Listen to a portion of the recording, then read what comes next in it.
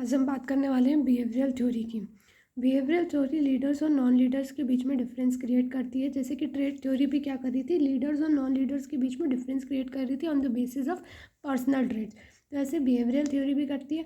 और अब इसमें बात करेंगे Ohio State studies. Initiating a structure the extent to which a leader is likely to define and structure his a role of those of subordinate in search of goal attainment.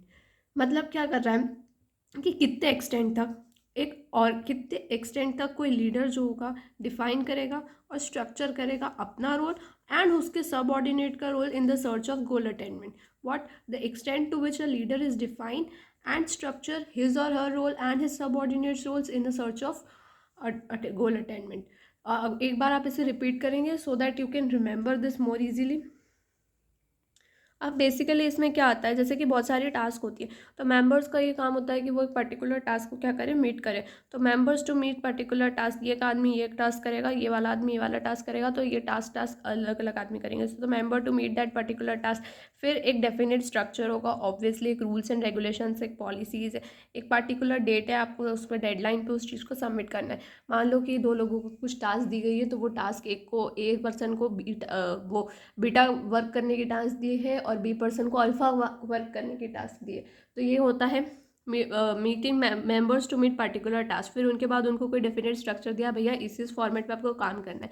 फिर emphasis the meeting of deadline, जैसे मान लो 31 दिसंबर 2022 को आपको ये submit करना था, तो ये emphasis the meeting of deadline. इससे सारा वर्क क्या हो रहा है, आप देख रहे हो ऑर्गेनाइज तरीके से वर्क हो रहा है।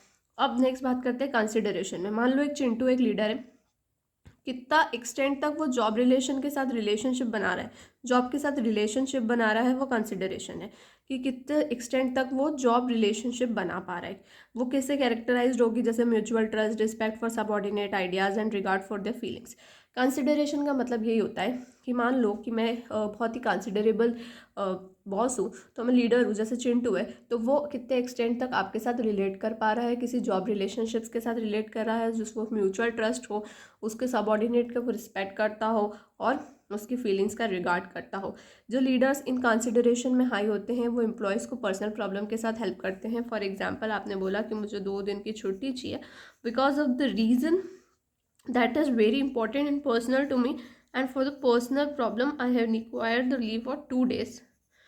तो एक which can not be shared, ठीक है, ऐसा एक आपने कहा कि वो हम आपको बता नहीं सकते। अगर आप लीडर हो जिसमें हाई कंसिडरेशन हो तो आप बोलोगे कि अच्छा ठीक है ले लो, बिकॉज आप उसको फ्रेंडली हो, अप्रोचेबल लग रहे हो, आप सबको इक्वली ट्रीट कर रहे हो, सपोर्ट करते हो, अप्रिसिएशन दे रहे हो। तो ये सारी कहीं ना कहीं चीज़ें जो होती हैं ओयो स्टेट स्टडीज़ के अंदर हमने इसकी बात करी थी। तो फ्रेंडली अप्रोचेबल जो हर एक आदमी को एक तरीके का ट्रीट कर रहा है, एक्सप्रेस कर रहा है अप्रिसिएशन एंड सपोर्ट।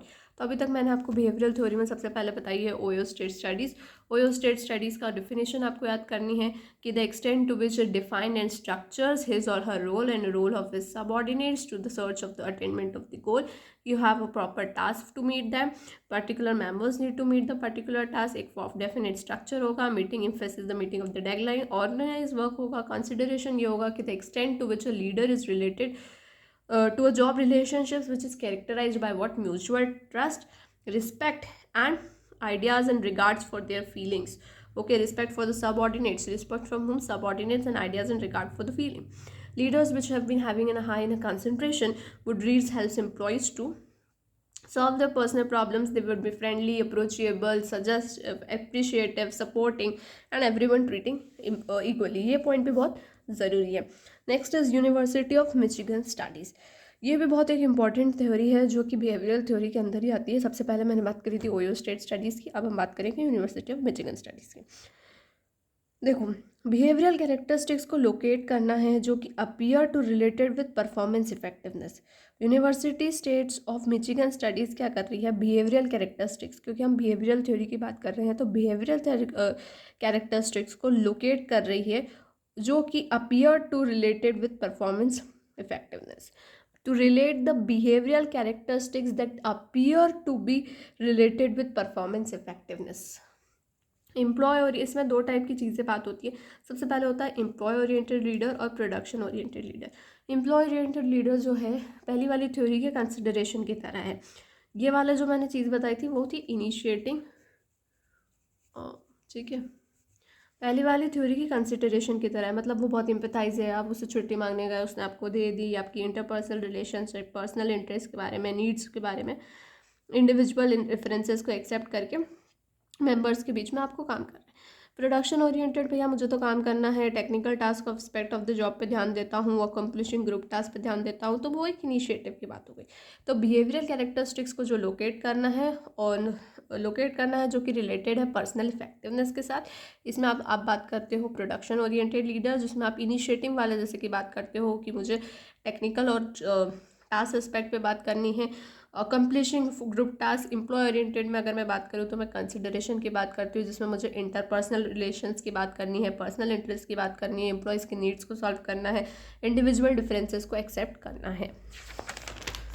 अब जो नेक्स्ट इसके अंदर है, अगर आपने अभी तक कोई भी, मतलब ये जो है आउट ऑफ सिलेबस है, वैसे तो जनरली आजकल नहीं पढ़ा जाता, but managerial grid is included in some of the courses, so we will go with this.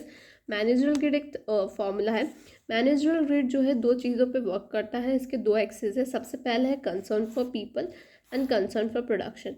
इसको याद करने का ये नेमोनिक है कि पीपल जो है वो एक्स है, पीपल हमारे लिए एक्स है, हम पीपल से कोई हमको लेना देना नहीं है, इसलिए पीपल एक्स है, ठीक है। हमको इस तरह से याद करेंगे, प्रोडक्शन वाई एक्सिस पे आएगा।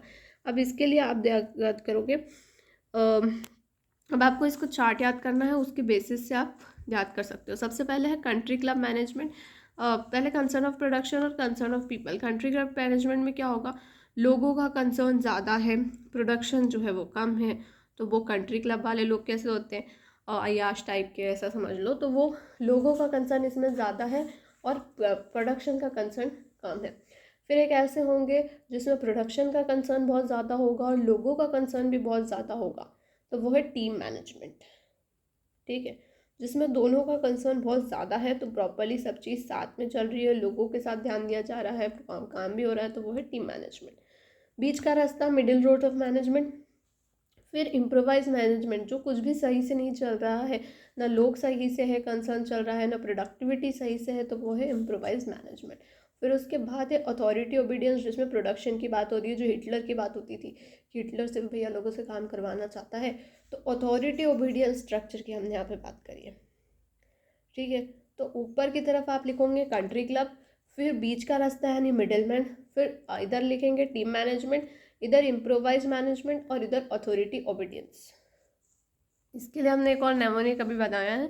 कंट्री जो है, कंट्री क्लब की टीम ने मिडिल में इम्प्रोवाइज्ड करके अथॉरिटी ओबीडियंट बनाया। कंट्री क्लब की टीम ने मिडिल में इम्प्रोवाइज करके अथॉरिटी ओबीडियंस बनाया या बताया या लाया, कुछ भी कर लो आप। तो कंट्री क्लब की टीम ने बीच में यानी मिडिल में इम्प्रोवाइज करके अथॉरिटी ओबीडियंस लाया। अब इसको अगर हम याद करें तो country club, team management, middle road of management, improvise management और अथॉरिटी ओबीडियंस मैनेजमेंट, इस तरह से पूरा याद हो गया। अब हम एक एक करके इनके बारे में देखते हैं।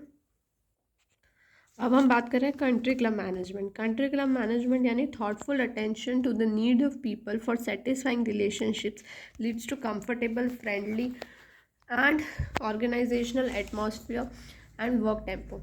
इसका मतलब क्या हुआ कि बेसिकली जैसे कोई नेता है, तो नेता से हम क्या चाहते हैं कि अच्छे रिश्ते रखें, so we are working for a good relations with the netaji. तो हम उन्हें क्या करेंगे, हमारे साथ हम उनके साथ सेटिस्फाइंग रिलेशनशिप्स रखेंगे। तो हमारा प्रोडक्शन लेवल तो कम ही है, तो कंसर्न फॉर प्रोडक्शन हमारा कम है, हमारा कंसर्न ये है कि हमारा उसके साथ रिलेशनशिप अच्छा हो। So we want satisfying relationship, thoughtful attention to the need और of people for satisfying relationship.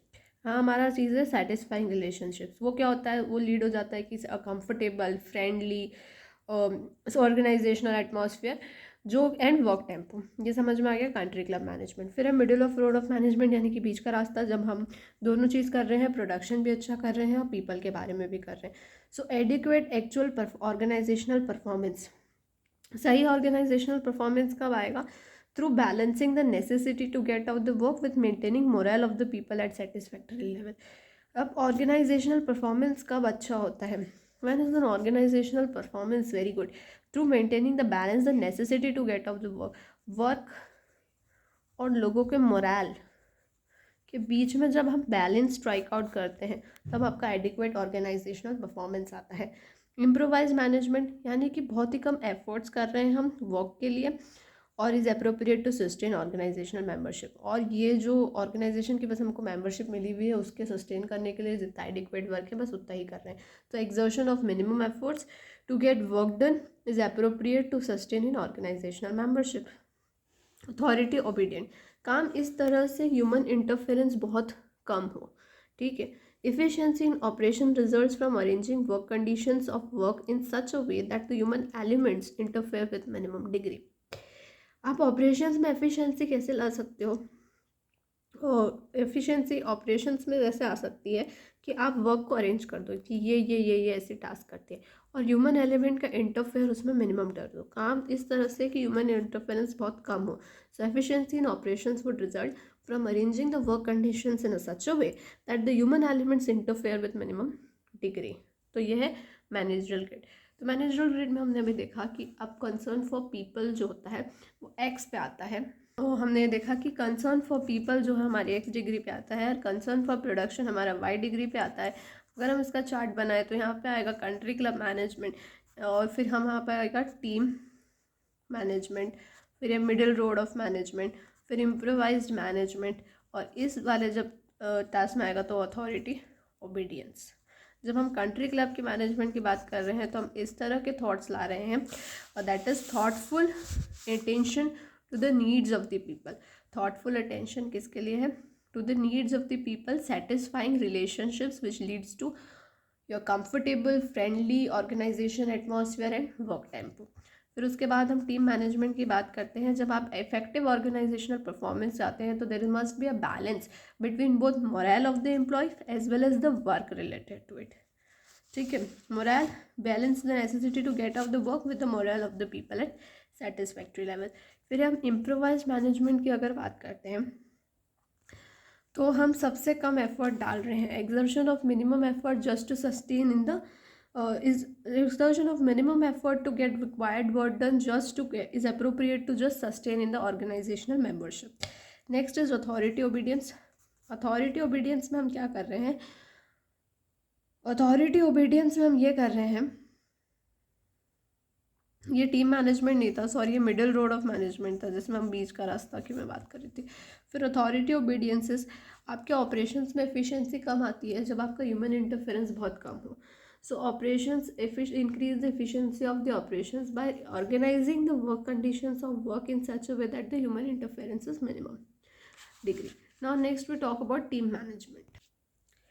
Work accomplishment हो रहा है, मतलब काम हो रहा है जब लोग बहुत ज़्यादा कमिटेड है, वो भी एक कॉमन स्टेक की बात करते हैं ऑर्गेनाइजेशन पर्पस के लिए। और रिलेशनशिप और ट्रस्ट एंड रिस्पेक्ट की अगर ऑर्गेनाइजेशन की बात करें जैसे कि टाटा है, तो उसमें बहुत ही काम जब हो रहा है, जब वर्क अकम्प्लिश्ड हो रहा है तो बहुत ज़्यादा पीपल जो है वो कमिटेड है, they have a common stake in an organization purpose.